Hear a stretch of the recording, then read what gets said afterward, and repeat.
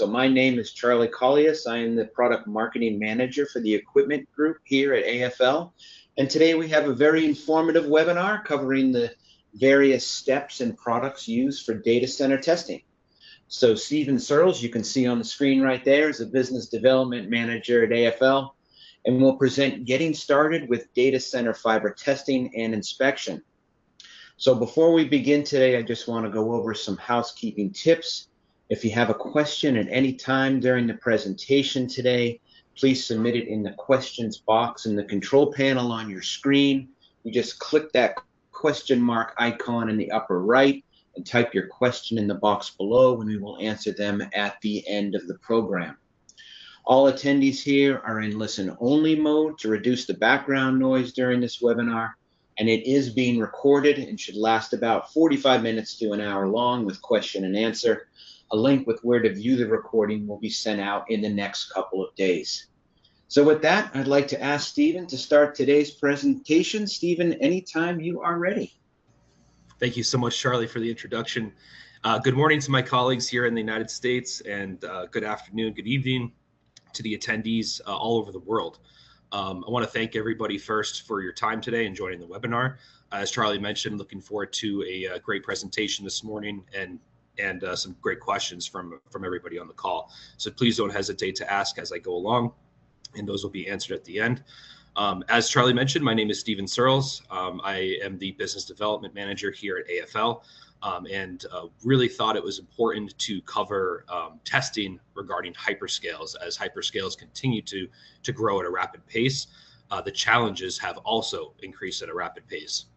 And so what I'd like to talk about today is those challenges and how we can overcome them here at AFL, what we've implemented to help technicians in the field to help overcome these challenges as they appear. So as we know, hyperscale data centers are scaling at an incredible speed exponentially, but testing shouldn't be a cost. It should be an accelerator. It should help to eliminate the slowdown or the issues that can happen at the end or later on if testing is not done correctly.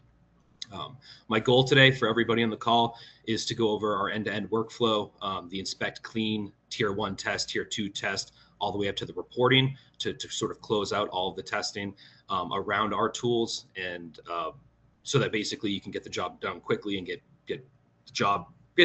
paid at the end. My promise today to you is to leave with the knowledge and the tool integrations to reduce the work, reducing the time spent performing these steps, and quicker results to the handoff to the quality assurance and the operations teams. So with that, let's talk about it. What is a data center? So here in the US, hyperscale data centers are being built at a record pace. Looking at some of the data centers here on the screen, we have the Stargate project here on the left with Oracle and OpenAI.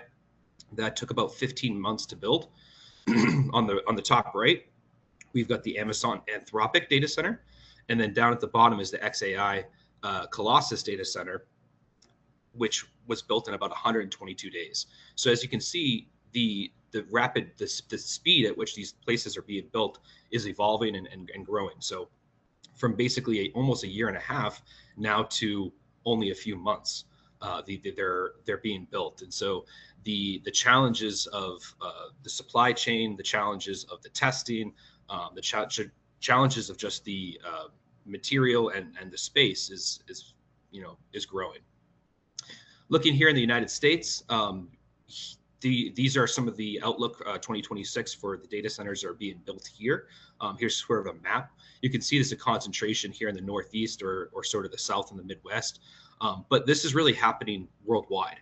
I mean, so, this is just a map of the United States, but obviously in Europe, in the Middle East, in Africa, data centers are growing and being built. We are seeing here at AFL a really good, strong outlook for 2026 with multiple phases and timelines already planned, and some that are already live, as you can see sort of in the Pennsylvania and Texas and the Arizona area. There are some data centers that have already gone live. But there, again, there's that continued pressure on the supply chain, and that's not just for fiber. As we all know here, there is a fiber shortage here in 2026. If that fiber shortage is almost planned to go on until 2027 and 2028. But it's not just the fiber, it's power, it's the cooling, the water, it's labor, and it's the raw materials for the construction, and the server racks and the graphics cards and everything else that goes into these data centers. So that supply chain pressure is going to continue as things continue to ramp up. But the velocity to where the deployment is absolutely critical. So the speed that these things go live is of the essence. So I'm going to talk about today, how we can, how we as AFL implemented tools to help in that velocity. Looking at sort of the power levels, as you can see here in 2024, there really wasn't a lot of data centers using, in the megawatts of power, but you can see exponential growth in power usage here in 2026 with the Amazon Anthropic, XAI, Colossus 2, Meta data centers, the Microsoft Fayetteville data center are all planning to be over 1 gigawatt by the end of 2026 in power usage. So really kind of amazing when you kind of put numbers to it. Fiber, higher speeds, and fiber density. So that these data centers have massive amounts of fiber. And this picture here really doesn't do it justice. This is just one row of probably hundreds and hundreds of these of fiber racks that are inside these data centers. Everything has been focused on the artificial intelligence, these AI boom, which requires 10 times more fiber than traditional data center sites that were often implemented for enterprise or corporate customers. These AI data centers require 10 times as the fiber as that, and that's even more so than traditional fiber to the home type networks or fiber in a corporate enterprise like a college campus or a university or something like that, a hospital. It's just an incredible amount of fiber, and because of that, space obviously, as you can see on those racks, and is important, for fiber management, but also these connectors take up space, and so they're trying to figure out ways to decrease the size of the connector while increasing the amount of fiber that they can put inside that connector. And there are new connectors, these VSFF, very small form factor connectors that are being deployed out by a bunch of different companies that are becoming smaller and smaller while putting more and more fiber. And we'll talk about sort of the US Connect MMC connector. We'll talk about the Senko SNMT connectors, and then traditional MPO connectors, which can have multiple fibers in one connector. But again, they're shrinking even those to become smaller and put out more connectors in one. So let's look at the MPO connectors. These are traditional connectors that are found in sort of your legacy data centers today. So transceivers are typically using up to 8 fibers. Everything's kind of a base 8. So where a traditional MPO 12 cable, only 4 lines were used for transmit and 4 lines were used for receive, as you can see here, 1 through 4 and 9 through 12. That left sort of positions 5 and 8 not used, and that was really true for MPO 12. So even though these MPO 12s were sort of designed before they were being utilized in this way, it left a bunch of space in the middle that was underutilized. And these transceivers, as you can see in the picture here, this 800 gig transceiver, ignore those sections. They only care about the 4 lines being transmitted and the 4 lines being received. And so as I talked about, becoming more fiber dense means we need to increase the amount of fiber so that we can increase the throughput for more bandwidth. As we jump from that 400 gig to 800 gig to 1.6 terabit per second, you can see that we've quickly moved from 8 fibers all the way to 16. Again, using still the base 8 architecture, we can go from 8 fibers, basically 4 up and 4 down, all the way to 16 to use 8 up and 8 down. And that's required to get to these sort of the 1.6 terabit speeds. MPO 12 connectivity, as it was designed, is sort of inefficient for this architecture, because again, those 4 fibers are simply not being used. So jumping from an 8 fiber to a 16 fiber type architecture, now all of the fibers are being used. And you'll see that with these new MMC 16 fiber connectors for MPO 16, or these SNMT connectors, that they're all using now base 16 fiber sets. So you have basically 8 fibers up and 8 fibers down.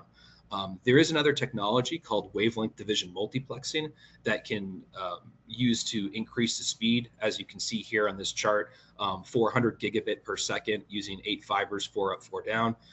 You can actually use 2 fibers with a wavelength division multiplexing to get the similar 100 gigabit per second speeds out of each fiber. But the wavelength division multiplexing technology is very expensive to implement. And so thus the parallel technology is still what they're deploying today. But now they're getting, instead of 100 gig, up to 200 gigs per channel, or 200 gigs per fiber. So up to, again, 1.6 terabits up and down. So this timeline is absolutely critical in any data center installation. So as you can see, as we go through it always starts with the planning and the site selection. Once that site is selected, they start designing that data center, which doesn't take a long time. Using the AI tools that these data centers are supplying, they can design them very quickly. But then the construction is the longest part of this, as they actually put up the walls and they put the server racks in, and they install the cooling and the electricity part of it. That's the longest part of this. Where we live is AFL, is the commission and the testing part, for AFL test equipment anyways. So this is the most critical part of this timeline. And I'll tell you why. If something is identified in the testing that fails, for example, a fiber is not routed properly, or fiber is missing, or doesn't go to the right location, it sends everything back down the line. We can go back down to the construction phase. We can almost go back to the design phase. Maybe something in the design was wrong. Maybe it didn't map it out properly. Then it has to go all the way back up the chain to then do the testing again. So this can really slow down or even break this timeline. It's how critical it is. Unfortunately, there's significant time pressure to get this done ASAP, because if any one of these other phases goes beyond its time, then there's a crunch to skip or speed through the testing, which can cause more problems later on.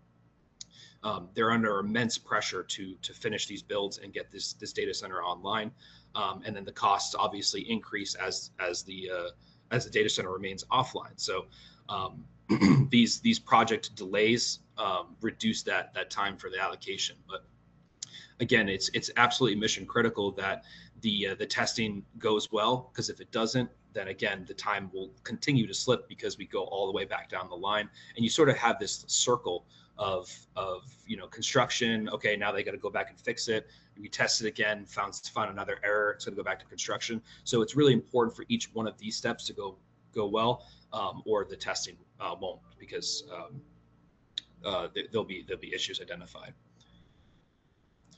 So let's talk about some common mistakes that are found kind of in today's real data center deployments, and how we as AFL can fix those. So cable trays, routing issues, as I showed in that picture a few slides back, these data centers are becoming very fiber dense. There are trays that are absolutely maxed out with fiber. There are tight bends, sometimes poor cable routing if they're not careful.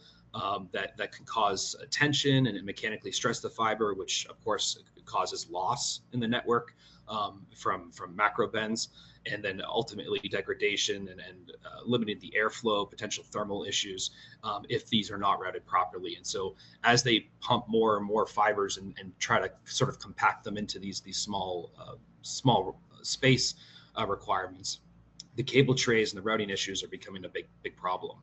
And then again, going back to the bend issues, as they are packing these things, if they are bending them too tightly, then again, we're going to get going to get macro bends. We're going to lower the signal, and it's going to cause some issues. There are so many fiber runs in here. Poor and inconsistent labeling can absolutely destroy the testing phase of this timeline and send you back down the line. If fibers are not labeled properly, that increases the troubleshooting time, increases the risk for more human errors. It prevents the handoff. It can cause failure in future audits. There are so many things to go wrong here, and so using some of the tools that I'll talk about today can help to figure out, are things labeled properly, looking at continuity, is this fiber connected to this fiber, and trace out those links so that you don't have to do it later. Because if you're going into the data center, you're trying to add or remove or fix something, and something's not labeled properly, it can absolutely destroy the timeline. So the most important one to me, dirty connectors. These are probably the leading cause right now of optical link degradation, intermittent outages. And if anybody here has ever tested fiber on this call today, you'll know that on an LC or an SC connector, it's super important. They're super sensitive optics. There's light traveling through that can cause reflections or loss if there's a piece of debris or dirt on the connector. Well, you can multiply that by 16 when you talk about an MMC 16. Excuse me. When you talk about an MMC 16 connector or an MPO, even an MPO 12, there's now 12 fibers. There's 12 points of failure for dirty connectors. So it's really important that all these fibers are clean. And then lastly is our the closeout reporting and missing documentation. In a lot of data centers, if the documentation is not handed over at the end, there's really no blueprint of what work was done. Missing data can result in longer outages because they can't find the fiber that was tested, or they don't know what the state of it was when it was turned on. So again, that causes issues for audits later down the road. It causes more manual processes of tracing the fibers after the testing phase is complete, while the DC is online, and so that can again be a big problem in the deployments. So why does the testing matter? Well, again, there's thousands and thousands of fiber endpoints, which means thousands of points of failure. There's tight change windows. There's parallel crews that are running as they're going through the testing phase, because they're obviously under a tight time crunch to get this thing online. The complexity has gone up. These MPO trunks with multiple fibers in one connector. You have mixed polarity. We'll talk about the type A, type B, type C. You've got multi-vendor connectivity and evolving optics for again different connectors, MMC, SNMT, MPO, and then the structured harnessing where each connector may not be sort of one-to-one. You may have a 12 fiber MPO or a 16 fiber MMC that does not go to the same 16 fiber MMC on the other side. It could be split up between multiple. So there are multiple ways that this can fail. So testing is important to identify where those go, and then are they installed properly, and are they tested properly? So what does good look like now? Mandated inspect, clean before any test. They're requiring tier 1 certification at turnup. This provides sort of a map of that fiber. And then the targeted tier 2 characterization when it's needed. That's sort of when the tier 1 certification will fail, or there's an issue. They'll investigate with a tier 2 certification. But these tier 1 certifications are generally required by the fiber manufacturers to provide warranty on that fiber. So in order for the fiber, again, the company that's making it to say that, okay, we'll back that up if that fiber fails in a certain timeline, they will require a tier 1 test that shows that it was installed properly, that it had low loss, the length, and the polarity.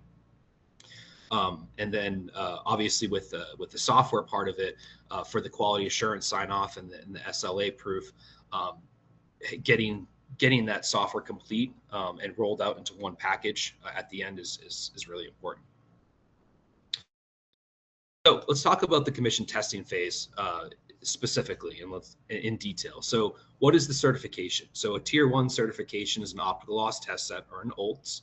The tier 2 certification is an optical time domain reflectometer, or an OTDR. They both have different strengths and weaknesses. So the OLTS obviously is the quickest way to do a quick check on the fiber, just to note, is it good? And that's what we're going to be kind of focusing on today. Whereas the OTDR will give you sort of the map of the network and tell you where the problems are. So an OLTS may say, for example, you have 3 dBs of loss, which is a significant amount. But the OTDR will tell you where, what connector is bad. Maybe there's a bend in the network. Maybe there's an air gap or something, or a dirty connector. The OTDR will tell you where that is. So it gives you a little bit more clarity for the test. So different troubleshooting tools, basically your fiber inspection scopes, those are the most important.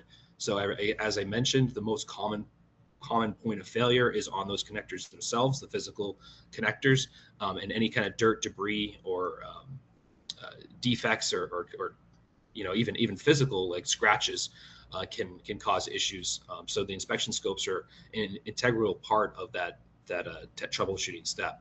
But then there's also fiber cleaners that go hand in hand with the scopes, visual fault locators for the continuity, and then optical fiber identifiers for trying to figure out the mislabeling part that I was just talking about. So for those common five points of failure, we've got our cleaning, we've got our fiber fault locators for the continuity and identifying the mislabeling, as well as the fiber identifiers. And then lastly is the workflow and reporting. That is going to cover the handoff. So that is sort of the proof of work, if you will, the test report. And this being the last step, as I mentioned with the timeline, the last step is critical.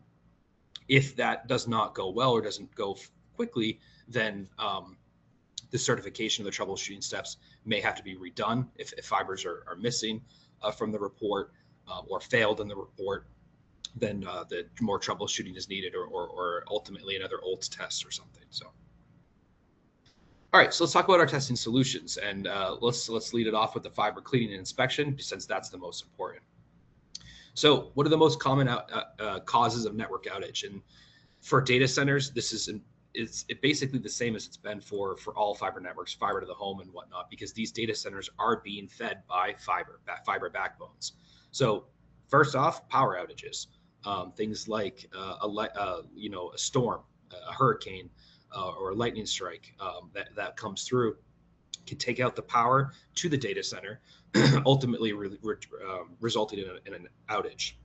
We've also have cyber crimes or hackers that can infiltrate a data center and take it offline, or run a DDoS attack or something like that, which would slow down the traffic. There's rodents. I'll kind of tell you a quick story. There was a cable manufacturer a long time ago that was using a soy-based jacketing that squirrels and birds absolutely loved, and they ate through it and chewed through those fibers, and that can lead to a network outage as the fiber gets I guess broken. They have to roll trucks and out there to feed the data centers, and inside data centers, rodents are still a problem. Obviously, if you have mice or rats that can get in the data center, that can live inside these racks and cabling, they can still chew through, make nests, and cause problems. Software issues, that's always an issue. Obviously, the transceivers and the racks, the routers, the switches are all running software. Those require updates, those require a service. And if there's a bug, so to speak, in any of that can bring down the network. The hardware itself, the sort of the physical layer, the transceivers do burn out. The transceivers do need replacement from time to time. The racks, the routers and switches do require upgrades as they jump from speeds. I was talking about the 100 or 200 gigabit per second up to 1.6 terabit per second. As they do the upgrades, the hardware will need to get replaced, or again, if it fails, it needs to get replaced. And then lastly is sort of the cabling itself, and that's going to be because of mislabeled cabling, or tight bends that can cause issues, causing a network outage. So really, these are the most common, and every single one of these that affects every fiber network, whether it be on a wireless application, a fiber to the home application, or a sort of or say I guess a data center application, but broadband application, sort of wherever they are, these still apply to the data centers. This picture that I'm showing you here is what a fiber connector looks like under a microscope, and this can cause an outage. So as you can see, here's our cladding. This is that dark gray circle. That is a material of glass that protects the core. The core is this little sort of light gray, sort of whitish dot here in the center. That protects, that's where all the light's traveling, and the cladding sort of protects that. There are two different materials of glass with different indexes of refraction that keep all the light inside the core. This dirt and debris here, potentially oil, maybe dust particles or sand, that can cause an air gap, that can cause reflections, that can cause this little white dot here to be blocked out, sort of eclipsing the sun, if you will. And once that eclipses over the core, then all your network traffic goes down.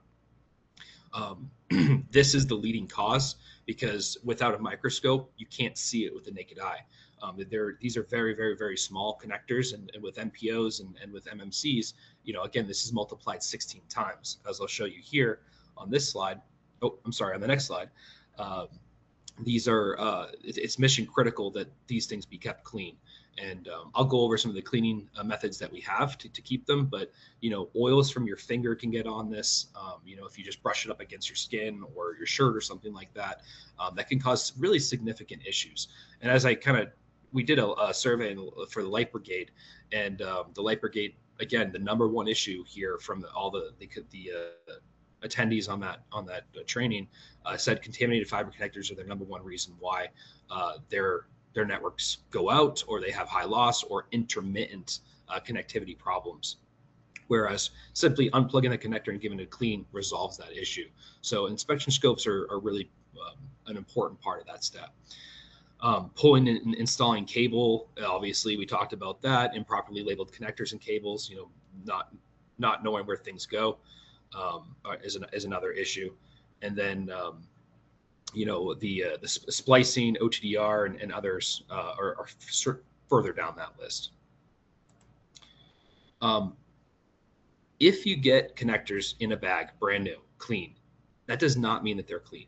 A lot of times these little plastic connectors, the dust caps that they put on these things, sometimes they're put on by hand. As I mentioned, hands have oil on them. They can destroy or contaminate the connector. Or the plastic dust caps actually create a static charge as you remove them that attracts dust. So, don't always assume just because it's in a bag and it's brand new that it equals clean. And I challenge anyone on this call to run that test themselves. Pull a couple connectors out of a bag and test them. And it's not just the fiber jumpers themselves. It's sometimes the cassettes, the trays, the transceivers, anything that's going in there that has a fiber stub in it. Those oftentimes we've found that are still dirty right from the factory. Because, a lot of times they're stored in manufacturing environments. They're stored in a warehouse where, the racks get dusty.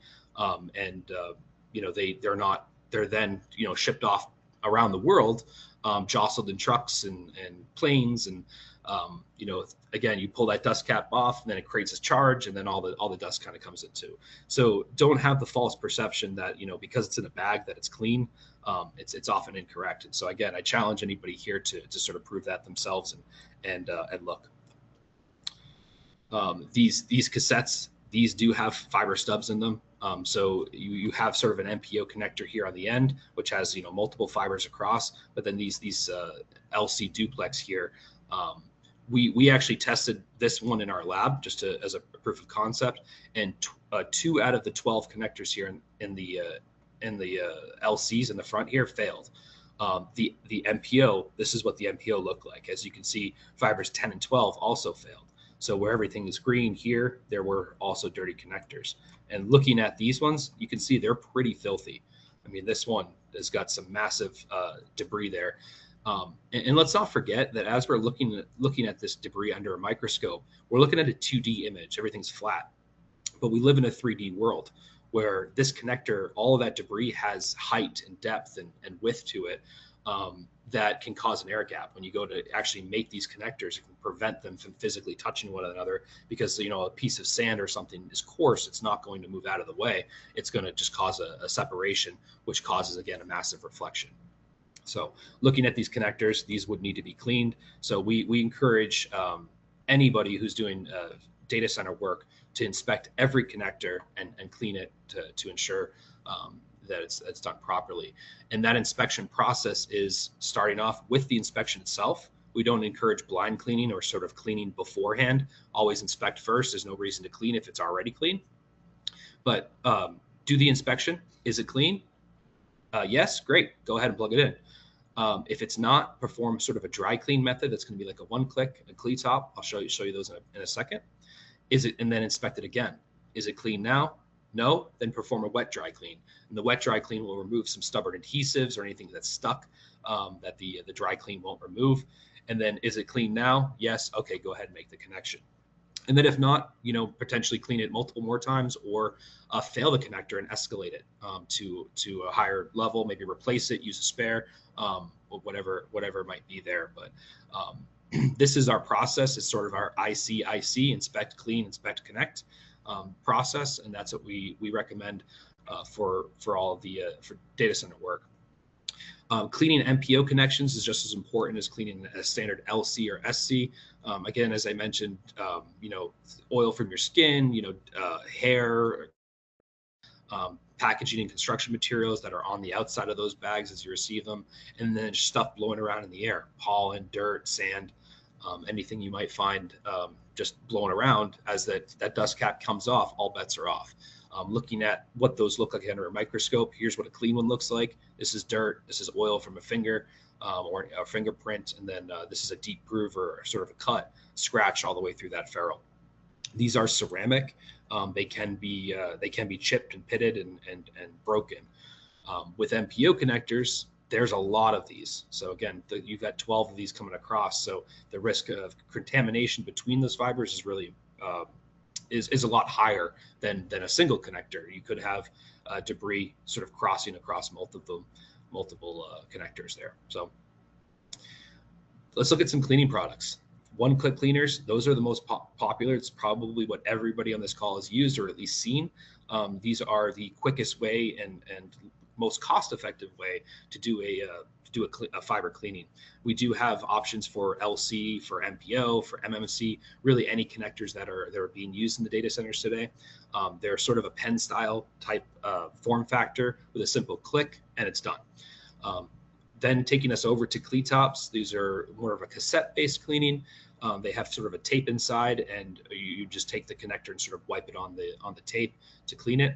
And then on the sort of the wet dry options here, we've got sort of sort of an alcohol type base with a wipe, a pen or a spray, and then swabs for getting down inside of the bulkheads and the you know, if they're hard to reach connectors inside, like the cassette, for example, you'd want to use a swab, a wet swab to use a wet, and then a dry swab to dry it off. These cleaners typically have 500 plus cleans. They're sort of ergonomic with that single action. And again, work on both jumpers and bulkheads. So you can see here with this graphic, in an SC bulkhead, you can use the cleaner with the cap off to go inside the bulkhead to clean. So those are, and I should also mention, you can use a wet dry on these as well. I've seen it, you know, with the pen there or the spray. You can actually wet the tip of the one click and then put that inside and give it 2 clicks to go wet to dry. Fiber inspection. These, if for the data center application, are really important to have them be compact and portable. Obviously, you're running around from rack to rack to rack, testing different fiber connectors. So having it be portable and lightweight is very important. But also you need sort of flexible connector support. There are many data centers here in the United States, and I would make the assumption all over the globe, that use multiple connectors in the facility. So it's not just MPO, it's not just MMC, it's not just LCs or SCs. It's sort of a mix of all of them. So the inspection scopes that you guys should be using, or your customers should be using, should have the capabilities to test all of them. With the caveat being the strength on MPO and multi-fiber connectors. So it's obviously as these data centers are being upgraded or more deployed, more MPOs, more MMCs are being utilized for those faster speeds, the 800 gig and the 1.6 terabit per second. And so, ultra fast MPO inspection is sort of critical. The automated pass-fail analysis takes the guesswork out of it. So there's no more manual look at it. I think it's good, but maybe you don't. It's no opinion based. It's all based on a criteria set by an international scientific body that decides whether that connector is passing or failing. Obviously, the last step with the software, having it be wireless connected or Bluetooth connected for cloud reporting, really speeds off the offload process there at the end. So every part of the inspection is mission critical, but again, very fast multi-fiber inspection, and then a very fast offload to get that quickly reported. So let's look at a connector here. This is a MMC connector. This is a 16 fiber MMC connector. You can see all of the fibers here across. Now, if you look at this with the naked eye, you might think that all of these are passing. They all look rather clean. Maybe there's a little bit here on this one, but it gives you a map of the entire end face too. So if there's a big hair or a big piece of dust on this connector that would prevent physical mating once you go and plug them in together, you can see that here with a multi-fiber type inspection scope. Once you run the analysis, we can see that actually a lot of these are failing. Actually, most of these are failing. Obviously, that one I pointed out here, number 1, failing. There's a big piece of debris. But number 2, number 3, number 6, number 7, number 14, 16, these are things that even looking at under the microscope and at the naked eye look like maybe passing, but once it runs the analysis, it's identifying and detecting things that you can't even see. So automated pass-fail analysis, multi-fiber. This test, I will just say, took about 8 to 10 seconds to run. So very, very fast, analyzing multiple connectors in less than a second apiece. That speeds up the process. Let's talk about the certification. So again, I mentioned Tier 1 certification already today. That is going to be the OLTS setup that is required for the warranty of the cable for the cable manufacturer. This is within the data center. These are run from rack to rack, and that is Tier 1 certification is required, or an OLTS certification. The OTDR is typically used between the data centers, or what we call data center interconnect, or DCI. There are large bundles of fiber running from building to building to building, so that everything's interconnected, and that is a Tier 2 type test, which would be used with an OTDR. Looking at the different equipment here, this is our Flow Scout OLTS and our FlexScan OTDR, but these are the different measurements that they'll do. So the OLTS will measure the insertion loss, the length, and the polarity, whereas the OTDR will measure the insertion loss, the return loss, and the event location. So you can see that there is a little bit of extra testing capability that tells you where the problem is, where this just says that there is a problem. But this also tests the polarity and which you won't be able to see with the OTDR on a multi-fiber type connection. I mentioned the warranty that's required. The test configuration, you can have dual-ended tests. Basically, it's go up one side and then back down the other, whereas an OTDR is testing only the single fiber. I will say that there is some change to that with that I'll talk about. And then there is a reference required with the OLTS. There's no reference cords with the OTDR, though there is a launch and tail cords, which is required for the accurate measurement of the first and the last connectors. And then for multi-fiber testing, there is sort of these fan outs and the switch. So whereas this is a single-ended test, yes, you're testing one fiber at a time. Using a fan out or a switch, you can test multiple fibers using that one optical port on the OTDR. So where are they used? This OLTS Tier 1 certification. So basically, you've got a rack here on one side of the data center. The OLTS goes here, connects into that rack. Now that rack may run through the data center to multiple different locations, maybe to this rack down here, then a few rows down to another rack, then to the rack, adjacent to it, and then, of course, and then, a couple more rows down to this rack here, and then we have an ult on the other side. Essentially, the two devices are talking to each other over that fiber, and with the reference cords there, they're testing the network under test. So basically, from your point A to your point B, this is the loss that it's measuring. All of these connectors, connector 2, 3, 4, and 5 over here. So all of those will have loss. Some of them will be reflective. Some of them, there might be bends in the network, and it's going to measure that insertion loss. It's going to measure the length of it. And then if for multi-fiber, it'll tell you the polarity, type A, type B, type C, through that network. So it is the most accurate way of checking, checking a fiber to quote, measure, is it good? But they can't isolate or identify where those problems are. So if there may be a situation where 3 and 4 over here, there's a dirty connector, it's not going to tell you where that is. It's just going to tell you that it is there, that there is a high loss situation in there, or a bend or something like that. That's when you would pull out the tier 2 certification to identify it. So with multi-fiber testing, traditionally, using an ULT single fiber, you'd have to use these fan out cables.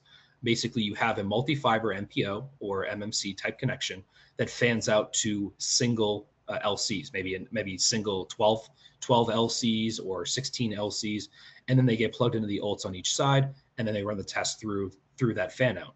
Now, you would actually have to move through each of these 12 and go up and down the line to test each and every one of those. That can take several minutes.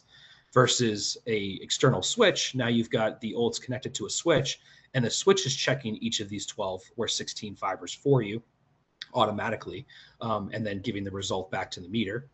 And then most recently, the way that's been being done for the past couple of years is the parallel test, whereas the ULT itself has a multi-fiber port on it with basically a switch built in to check all 12 or 16 channels simultaneously. I will say AFL was the first to release the 16 fiber ULTs last year, and it really has sped up the process quite a bit. Using a MPO type 12 fiber to test a 16 fiber. Again, these are what's being deployed by like Oracle, by Meta, Amazon. These are the most common cables that we're seeing out there in the data center world. But in order to test it with an MPO, a traditional MPO ULTs tester, you have to use something called a Y cable, meaning you test sort of the first 8 on this side, and then you move down to the second side to test the last 9 through 16 fibers here at the bottom. So these cables are expensive. It's kind of a kludgy setup. You have to replace the test cord twice as often, and it's less accurate because of the additional cords that are being required to be used. So ultimately, a 16 fiber ULT will remove that Y cable, and there's really no additional setup time. If you wanted to test 8, if you wanted to test 12, or wanted to test 16 fibers, you can use the same setup to do it all. Also, there's no sort of reporting combinations when you have to combine the first 8 and the second 8 on a report. There's no point of failure there for confusion later on the software. Looking at the tier 2 tester, these are your sort of think of this graphic as multiple data centers within a hyperscale plant. You've got DC1, DC2, and DC3. Each one of these is connected with these these 3 fibers I kind of showed, the orange and the purple and the blue. The OTDR will tell you where those connection points are using these little reflections, as well as the overall length, and doesn't require a device on the other side. They can measure point A, they can measure point B without any extra connections. They give you sort of this link map that tells you where the events are. So in this case, event 2 failed about 150 meters out. That allows you to identify quickly where that fiber is and go to that location to fix it. Maybe it's a dirty connector, maybe it's an air gap, maybe there's a broken fiber or something like that.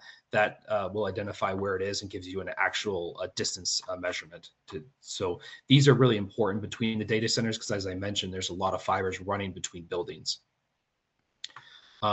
In the data center application, though, there's also these multi-fiber connectors. So using something like an MPO 24 port switch with, we recently in January released a new OTDR, the FS300 320 and 323 that have a 24 fiber, we call it data center test mode, that cuts down the testing time to about 10 seconds for a 24 fiber MPO.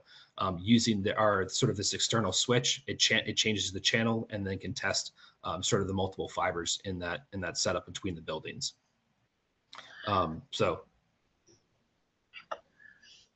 Stephen, we got about 15 minutes left, just to give you a heads up. All right, appreciate it, Charlie. Thank you so much. Okay, cool. All right, and so looking at this sort of the serial testing, this is sort of the way it's been done. You've used these fan out cables. You then have to disconnect manually and change each of these connectors to measure, the 16 fiber MMC or MPO connector here with a launch on the other side. We've sort of scaled down the testing time that's been needed to less than 1 second per fiber using the software algorithms and using this MPO switch. And now you can test sort of 24 fibers. And so, as I mentioned, in the data center world, speed is the most important factor here because you're at the end of this timeline.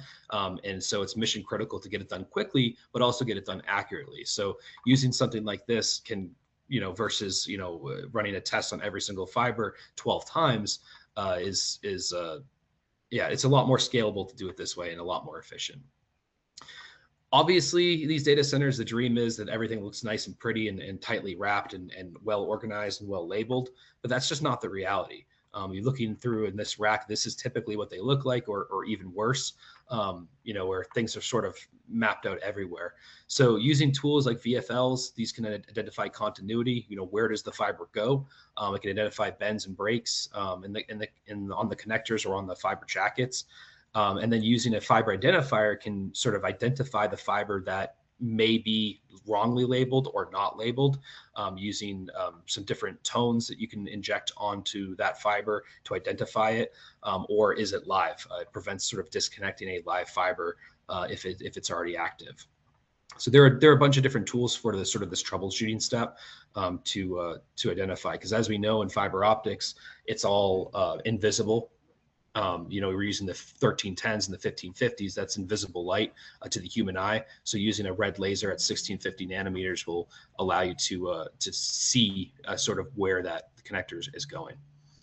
And that's really important for these shuffle cables. A lot of data centers are using these shuffle cables. Think of this as a sort of a massive brain. It's kind of how I learned on it. So each switch is connected to each GPU. You can see sort of a line going from each switch here to each GPU on the other side.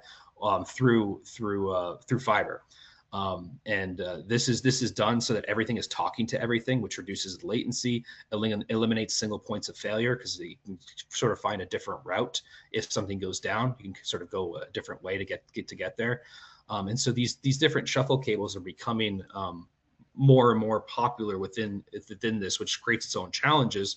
Which again, using a VFL, you can sort of help to identify.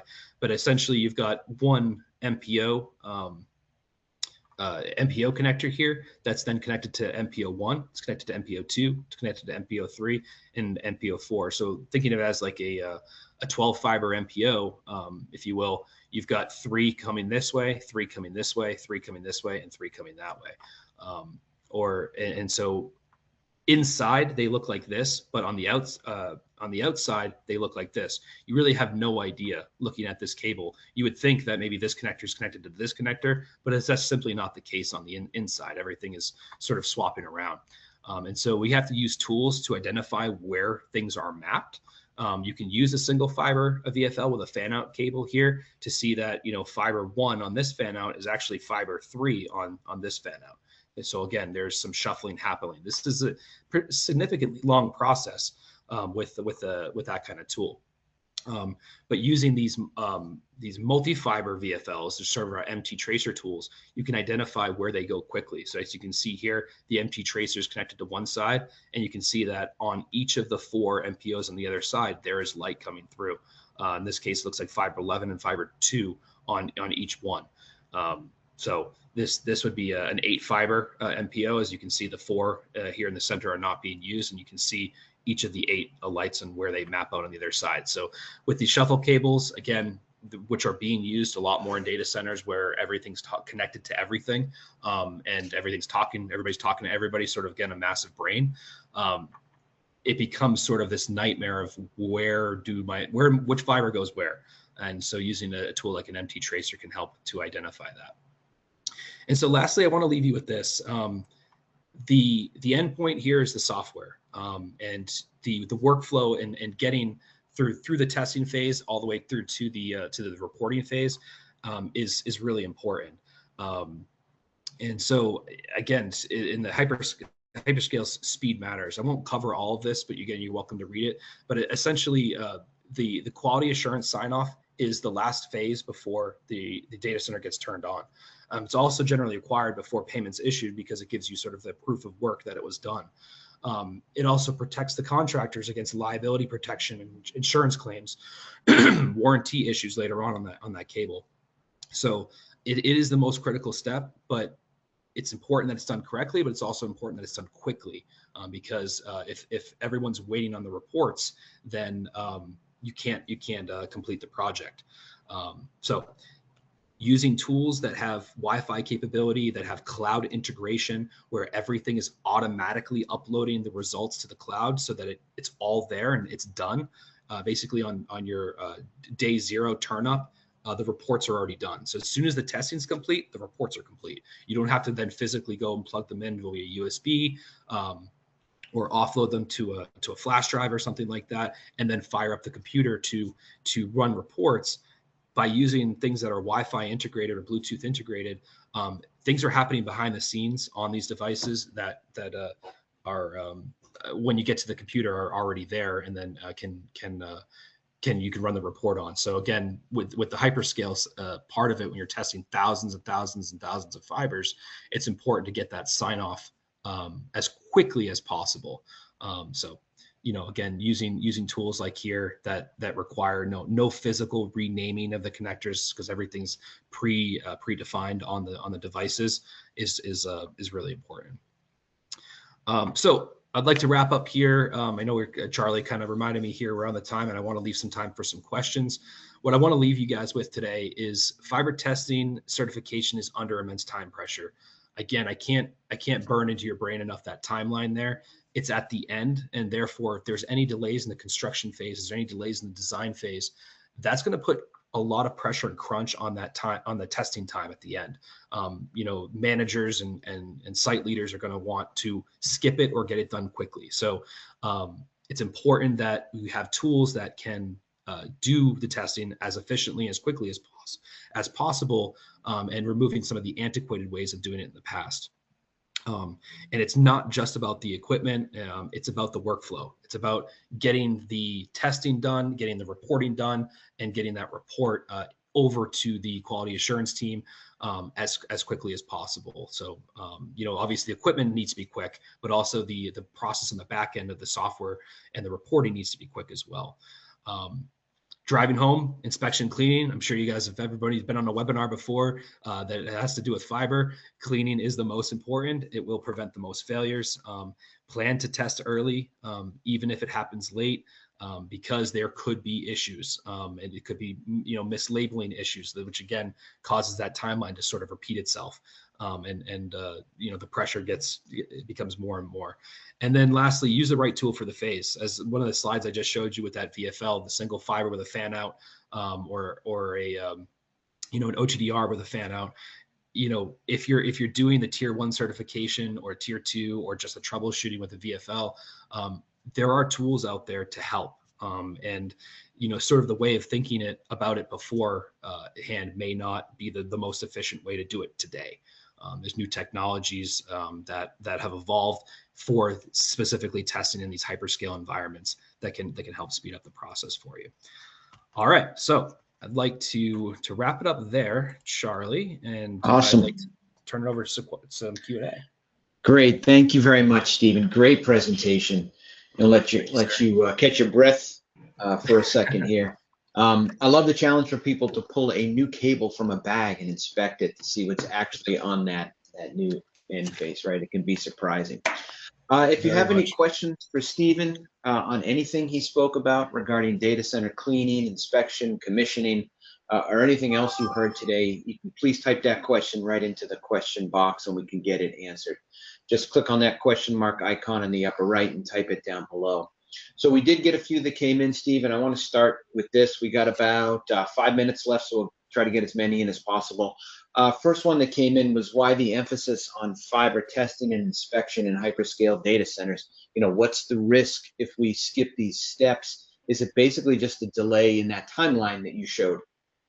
It's a delay in the timeline, but it's actually goes a little bit further than that. So it's not about just like the oil and the debris that might be there. You can actually cause physical defects on the connectors if you don't clean and you don't inspect. Again, think to the piece of sand that I had mentioned. Sand is very coarse, it's very hard. When you go and mate those connectors, that's not going to move out of the way. It's not going to just disperse. It can cause a chip. It's going to grind itself into that ceramic ferrule, and that's going to cause a bigger issue later on, meaning the cable now needs to get replaced or spliced a new connector on. That's going to the delay is going to increase exponentially if you don't. A simple cleaning, just wiping that piece of sand away before it creates the pit or the chip or the crack or something on the ferrule is very important. And as I mentioned, with single fiber, it was a problem, but with 12 or an MPO 12 or an MMC 16, it's times 16 multiplied by 16 of a problem. So yeah, you don't want to skip that step. Okay, very good. Another one, we had a couple actually that came in about tier 1 and tier 2 testing. When is tier 1 testing enough, and when should I bring in tier 2 testing with an OTDR? Is there anything you can explain around? Is there a cutoff or something like this? Absolutely. So tier 1 certification is going to be the quickest, most efficient, most accurate way to test, and that's why it's required in these data center environments. It's a very fast a test that just tells you is the fiber good or not. What is the loss value and for 1310, for 1550, what is the length of it, and then for multi-fiber, what is the polarity of it? So it's just a very, very quick test that tells you if there's a problem. So that is why it's required. It's and again for warranty purposes as well. But where you'd want to use an OTDR is if that tier 1 certification fails, if there's an issue, it's going to be very hard to identify. As I showed you in the map where you sort of had, connector 1 or 2, 3, 4, or 5 running throughout the data center, you don't know where the issue is. So that's when you pull out the OTDR or the tier 2 certifier to sort of identify, maybe it's connector 3, maybe it's connector 5, maybe it's connector 1, that there's an air gap or there's a, contamination, a dirt, debris, or an issue there. So using a tier 2 certification will tell you where the problem is. Maybe it's a bend, maybe it's a bad splice, whereas the tier 1 will only tell you that there is a problem, which again, in the majority of cases will work great. Everything passing, there's no issues. Great. We can turn it up. And that's the fastest way to do it. But when there becomes an issue, that's when the tier 2 certifier gets pulled out and gets, to find out exactly where the problem is so that they can fix it, rather than clean or inspect or remate 5 connectors. Now they can just do the 1. So. Sure. Okay. Great question. Great question. Thank you, guys. One that just came in, what tools do you recommend to clean connector pinholes in the area around the pins? Is there anything that you talked about today to clean around the pins? I didn't, but that's a very good point. I'd like whoever asked that question. That's a great question. There's a new IEC standard out that actually defines cleaning the pins and the guide holes for these MPOs. A piece of hair or a large chunk of dust that gets inside one of those guide sleeves or guide holes will prevent the physical mating of an MPO or an MMC connector, causing an air gap, which are significant reflections or loss points. So to clean them, what we recommend is we have sort of a fiber wipes. You can use a cleat top to clean the entire surface on a female version without the pins. On the versions with the pins, the MPO cleaners will clean a significant part, but won't clean the pins themselves. That's when, again, you can grab the wipes or even the swabs. I prefer the swabs personally, and just kind of actually go around the pin just to make sure it's clean. So that is what I typically do inside the inside if it's jammed down in there, sometimes canned air will work pretty well. I don't always recommend it because it does actually introduce some dust and if you some frost or whatever if you don't hold it correctly. So that's really kind of a last ditch effort to try to blow the dust out of those pins. But really, the swabs are sort of the best, I think, application for the pins themselves, or just a wipe. A sort of a fiber dust-free fiber wipe. Don't just grab a microfiber cloth. That will create a lot more problems. Grab the actual fiber wipes that are dust-free, designed for that purpose. So, great suggestions there, Stephen. Good question. It is the top of the hour. I'm going to be respectful, and we're going to have to cut it off here. But Stephen did tell me before he will get back to everybody. There were a number of questions that came in, Stephen, through the chat. So I'm going to have you go through them and then just answer them all individually. So thank you, everybody, for bringing them in. And thank you, Stephen, for the presentation. Thanks, everyone, for joining in and your questions today. I want to share our regional contact in the area. So Ahmed El Sakate is the MENA Regional Sales Manager. He'd be happy to answer any question you may have about AFL's test equipment or how to get started with the many applications Steve talked about today. His contact information is right here on the screen, so reach out to Ahmed directly. He would be happy to answer your questions. And then a survey will be sent out after the webinar. We appreciate all of your comments on this and future webinars. And a link will be sent out tomorrow to the recording for everyone to view it over again. Again, Stephen will jump on and answer your questions. So this concludes our webinar for today, and we hope you all have a good afternoon and good evening. Thanks again. Thank you, everyone.